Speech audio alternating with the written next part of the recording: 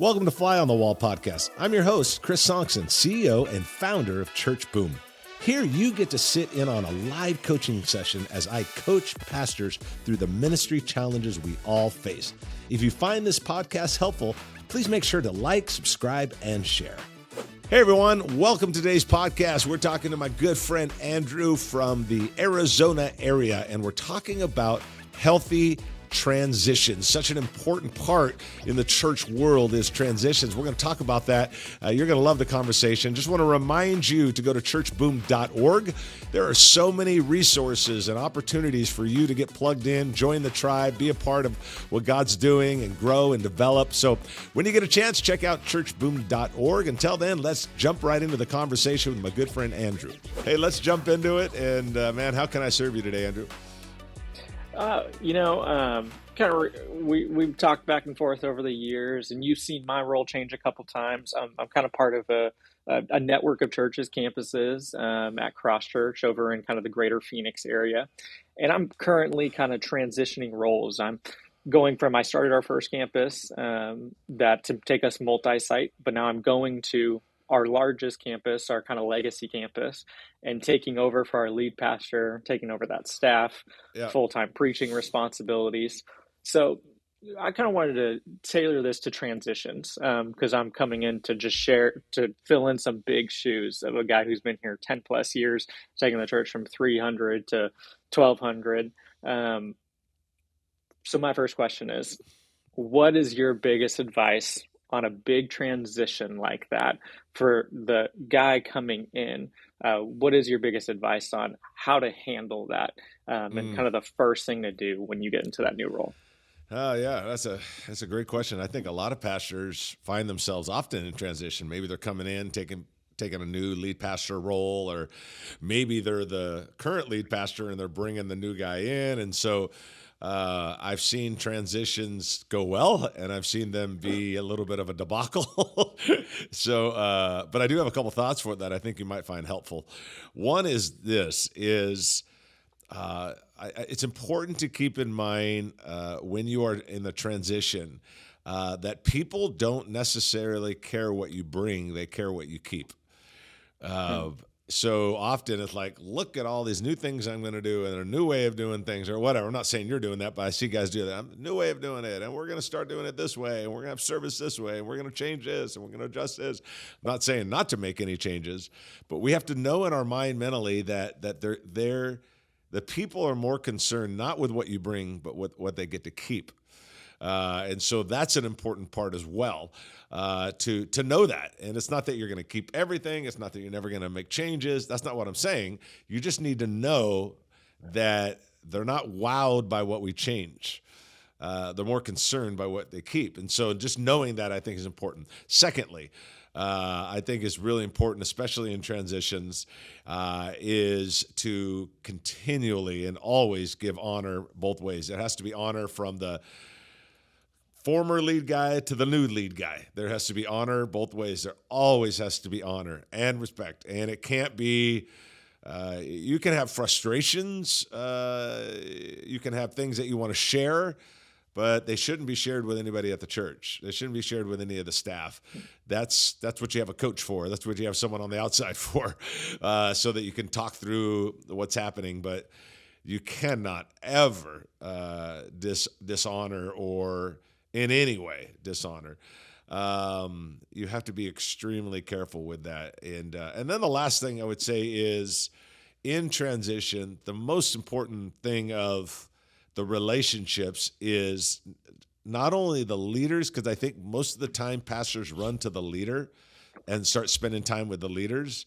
You also need to consider those that don't have leadership titles but have influence. So you look and think, that guy, maybe he's an usher at the church. He's not a leader of anything.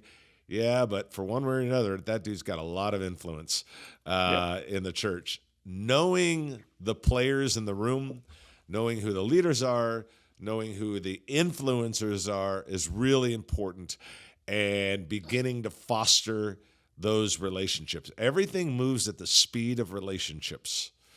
Everything moves at the speed of relationships. So having relationships in place, both with leaders, staff, board, but also with just influencers, people with no title but with ton of influence, is extremely important, because the speed by which you're able to move, make some changes, whatever it is, everything moves at the speed of relationships. Have the relationships in place, and everything else will go a little bit smoother. Don't have the relationships in place, and you're going to have a difficult time.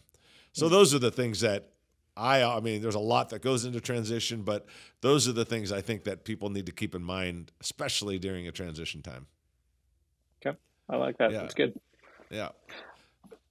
Kind of along some of those lines, and when we talk about, I know because you're very extensive, you have a wide range. I know of pastors you talk with, but you've worked extensively with campuses, and I've gotten better at towing this line, but kind of would love your just kind of coaching and expertise on this. Is how do you balance the line of having a specific campus vision? Because you work with a lot of churches who have preaching pastors, and that's what we do in our network. Having a campus vision, but also having a network vision, Mm. and those things coming together, but sometimes they're going to sound different, but not having the campus vision overtake the network or vice versa to where they're coming in head. So how do you be the leader, grow the thing, be the guy everyone's looking to without crossing too many lines with the network vision, if that makes sense? Yeah, well, it makes sense because I've seen it play out more than once. Well, one thing I would say is it's important to keep in mind that more than one vision creates division, and you can't have more than one vision. There's a difference between having initiatives and having vision, and those are different. And I think those can be a little bit. Those are okay to be somewhat different. As long as they fall into alignment, they can be okay. Initiatives and vision Are those different. like vision light? Well, one thing is I think most of the time vision doesn't. There's not a lot of ending to a vision. There's this is who we are. This is what God called us to be. An initiative is, I don't know, man. We're going to go in our community and we are going to do some really cool things this year with schools and, I don't know, maybe some public schools, and we're going to provide things and we're going to help them. And that's an initiative. It has a beginning. It has an end. It's not going to go on for years. It's probably going to go on for a few months. It's an initiative. And knowing the difference between initiative and vision. Now, I think initiative, always has to be approved by the lead pastor, and there's got to be, it's got to fall into vision. But most of the time I've noticed, Andrew, when someone's asking questions about campuses, and then you got the lead guy, and then you got a campus pastor, and you don't want to be in disharmony and all this, most of the time, if they'll distinguish the difference between vision and initiative, it really, really makes a big difference. Yeah, so for me as a leader, I'm okay with an initiative. I mean, I want it to be ran by me, but I want it to, but I'm okay with an initiative. Hey, man, for instance, if you have 7 campuses and most of them are in pretty affluent areas, but one of them is in a really not non-affluent area. So their initiative is, you know what, man, we're going to start meeting the needs of the poor and suffering in our area. We're going to start doing laundry love on Saturdays and going to the laundromat and having these outreaches where we pay for the laundry and help fold the clothes. Like, okay, that's an initiative that's not going to work in the wealthier area. Yep. But it's an initiative. It's a heart to touch the community. It just looks a little different and than it does over in this area, but it's still okay. It's not changing the vision. It's adjusting the initiatives to the area. So I think initiative of, hey, we're going to, do some building improvements, or we're going to, have an initiative of really trying to increase this certain area. Just knowing the difference between initiative and vision is really important. Always getting the thumbs up from the pastor, always making sure that it's not going way in left field somewhere. I think that could be a different thing. Let's say the pastor's like, look, man, we want to focus on domestic visions, our mission. Our city, our state, our area. We're not, for next couple of years, we're not looking at, we're going to support missionaries, but then all of a sudden it's like, yeah, but we're going to go on 9 mission trips to Africa and El Salvador. It's like, well, wait a minute, that's an initiative, but you're taking it in a total different direction. Yeah. you got to make sure that it lines up. But separating, Andrew, the word vision and initiative, in most cases, if you separate those out, you'll figure out which one it is. I like that. That's good. Because, and I would say early on, especially as a uh, really new into ministry and about 9 years in, like all I heard is preach vision, preach vision, preach vision. I'm like, I have no clue what the heck we're talking about. Like vision of what? Like God hasn't shown me anything in my dreams. And but I love that idea is like we've always had, and we're very focused on. We start more churches. You know, we make multiplying campuses our biblical relevant missional. So really, on Yeah, our campus level, we say, well, what does a biblical relevant missional church look in Surprise and right. Phoenix and El Mirage and Cornville? But then just having, because we're very, just our nature is we kind of operate for growth more than control, is we have these values that hold us together, but our leaders, we let them lead, but doing it to where we, if need be, we need to be pulled back a little bit if we go too far. And I just love the separation of those two words. That kind of helps clarify that. Good, good. Well, yeah, again, keeping everybody aligned is important. Mm-hmm. If you, man, if you start drifting, or a campus starts drifting, it gets really, really difficult, and it creates a lot of toxic. Keeping campus pastors aligned, everybody's moving forward. You're not always going to get your way. You're not always going to have things done your way. You have a different opinion, but at the end of the day, you got to keep your heart right, fall in line, make sure the vision's moving forward. Do initiatives, just make sure they're approved, and just again, know the difference between vision and initiative. They are very different. And most of the Yep. time, it's really just an initiative. But keeping aligned and keeping heart and spirit right is so important, because it's so easy to get out of alignment in a multi-site. So, yeah. What else you got for me today? Um, Going back to kind of this idea of transition, one of the books that was really helpful that I kind of read on it was Pastoral Transitions by Dr. Gary Smith. And one of the things he highlights, and that's probably pretty known about, uh, he puts a lot on the existing pastor more so than the incoming pastor. So I told Jackie that it's all on you, not on me, jokingly. Yeah. But one of the things he says in there is, how can you, and what I got from that book is, how can I use Jackie's protection? And he's done a great job of just building things the right way. And he's still around as lead pastor too, like kind of in our network. So I can use his protection. And in some of that time, you know, you talk about honoring, but I think as I can, of kind of tip over some cows when I need to, and kind of like slowly how do I, what is the line, maybe kind of help define me, line of using his protection and tipping over some cows, reinventing some things with abusing that and trying to rely too much on his protection. Does that make sense? Yeah, it does. Well, I think in the beginning you need to rely on, I don't know if it's necessarily, well, I don't know if it's necessarily protection. Maybe that's part of it. But it's really, really utilizing his influence and his guidance more than anything. I understand what you mean by protection, but it's more of, do I have his endorsement? Do I have his influence? He's the one with the influence. He was the campus pastor there for many years. Now you're the campus pastor there. He's the one with the influence, and there's nothing wrong with borrowing someone's influence.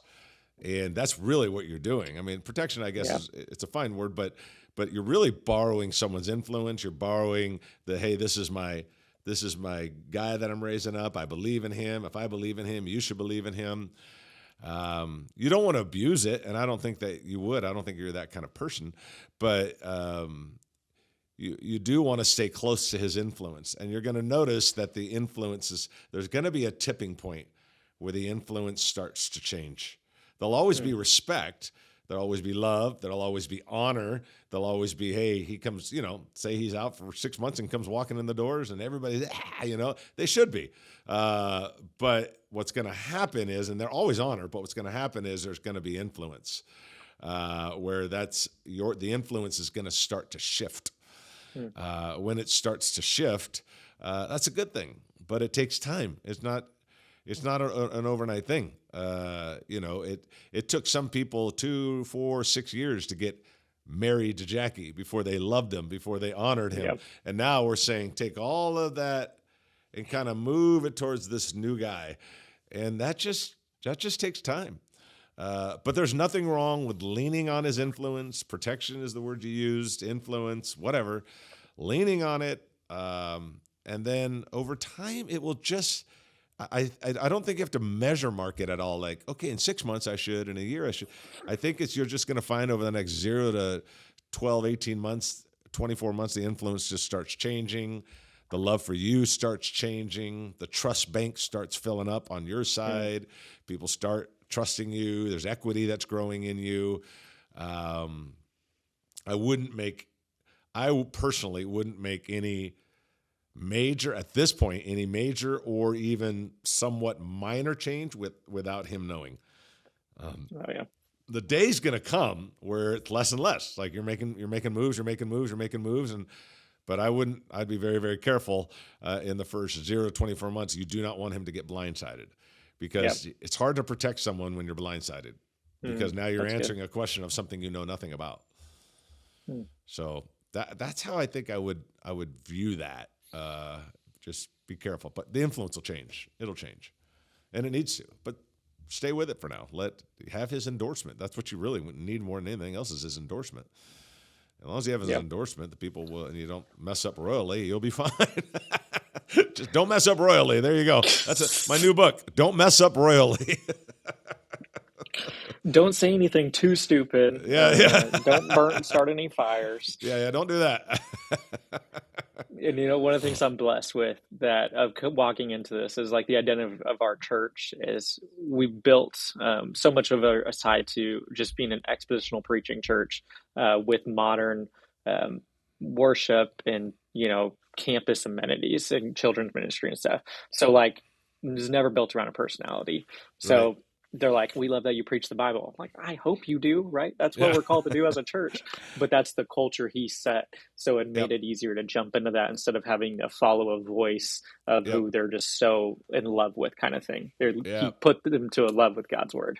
Yeah, that's good. That's good. That's good. I love that. Well, and you're being able to carry that torch. And that's the thing on leadership is the heart should be, hey, I got it to second base, get it to third kind of a thing. It's like, I got it here, you get it there.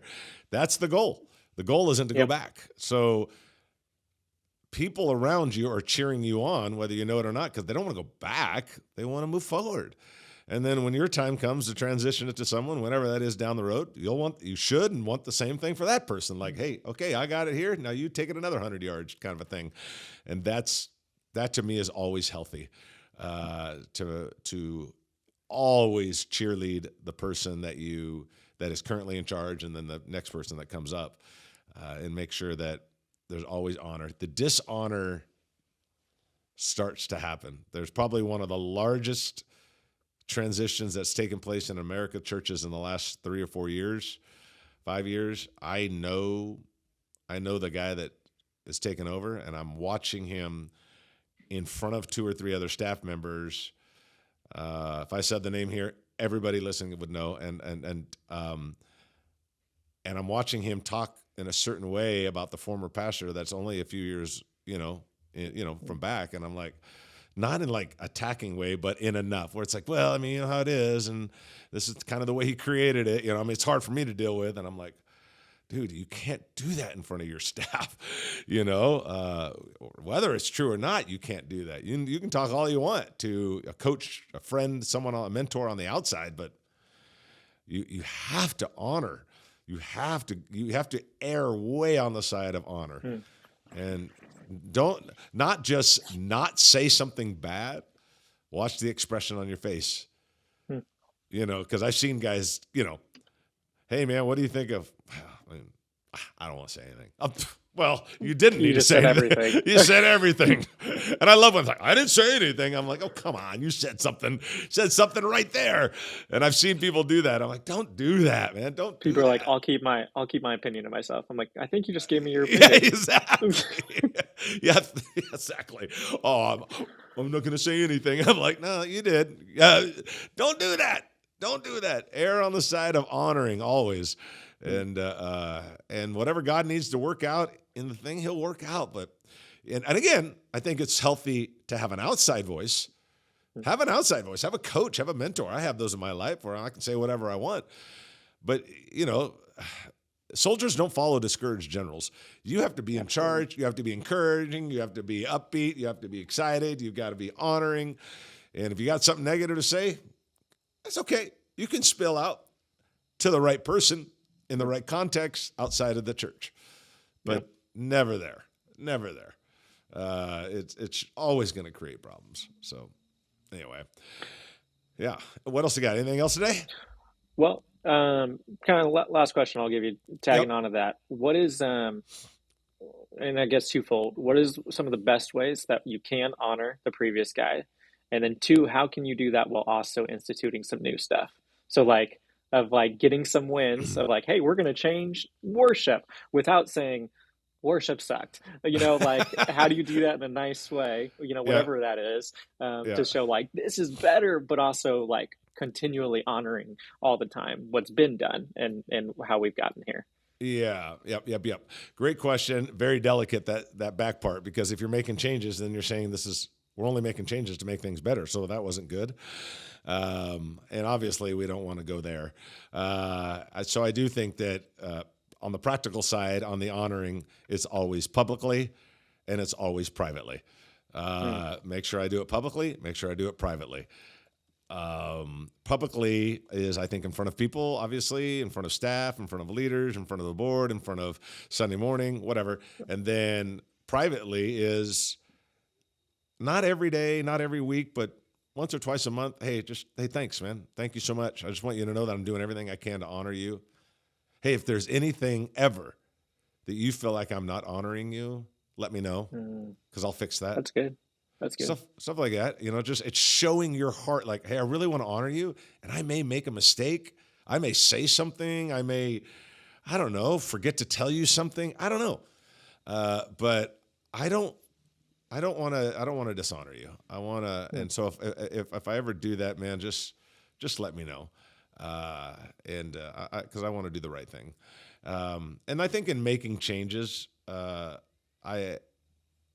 don't know if anybody's going to ever ask you, so you're making this change because it's better.